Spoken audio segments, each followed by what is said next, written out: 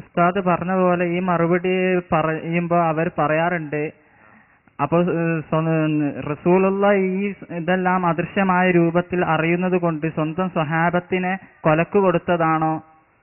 ആ ഭക്ഷണത്തിൽ വിഷം കലർത്തിയത് റസൂലുള്ളാഹിക്ക് മുഅ്ജിസത്ത് കൊണ്ട് അദൃശ്യമായ രൂപത്തിൽ അറിയാൻ സാധിക്കുമെങ്കിൽ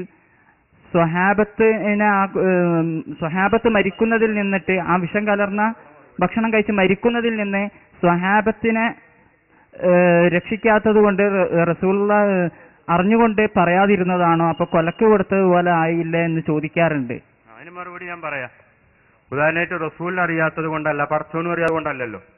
അള്ളാഹു ഏറ്റവും തൃപ്തിപ്പെട്ടവരെന്നും എന്റെ ഇഷ്ടദാസന്മാരെന്നും പറഞ്ഞ സ്വഹാബത്തിന് യുദ്ധത്തിൽ പോയ കൊല്ലപ്പെടും പടച്ചോൻ എന്തായാലും അറിയാലോ. ഇന്നോലെ പറഞ്ഞേക്കണമെന്ന് പടച്ചോൻ റസൂലിന് നിർദ്ദേശം നൽകി.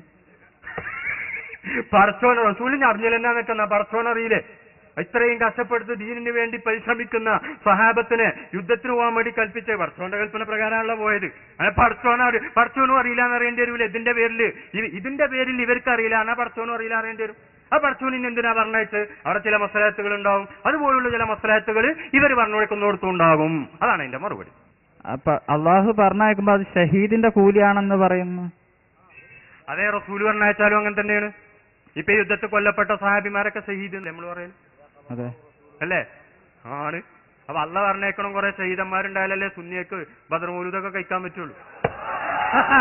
അതിനാണ് അല്ലാക്ക ഇവിടെ ദീന് വിജയിപ്പിക്കാൻ അള്ളാഹുവിനെ അബൂജാലിനെ കൊല്ലക്കേണ്ട യുദ്ധത്തിന്റെ ഒക്കെ ആവശ്യമുണ്ടോ? ടിന്നാണ് ജിബിരിലിന്റെ ഒരു ചിറക് ഉപയോഗിക്കേണ്ട ആവശ്യമുണ്ടോ അബൂജാലിനെ കൊല്ല?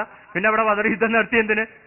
ഈ ദീന് പ്രയോഗിക്കാൻ അള്ളാഹുവിന് ഒന്നുമില്ലാതെ തന്നെ കഴിയൂലേ? പിന്നെ കുറെ ആളുകളെ ഷഹീദാക്കി എന്ത്? അത് ദുനിയക്ക് ബദർ മൗലൂദ് കഴിക്കണം, ഇവിടെ പ്രസ്ഥാനങ്ങൾ ഉണ്ടാകണം, കുറെ ആളുകൾക്ക് കൂലി കിട്ടണം, ഷഹീദാകണം. അതിന് തന്നെയാണ് അതൊക്കെ.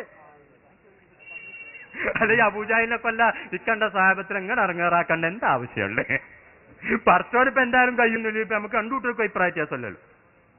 അത്രയേ ഉള്ളൂ. പിന്നെ ഒരു ചോദ്യം കൂടി നിങ്ങൾ ചോദിക്കും.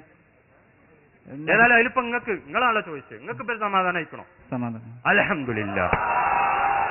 അതെ, തിരിഞ്ഞാൽ അംഗീകരിക്കുക. അതാണ് മാന്യത. നിങ്ങൾ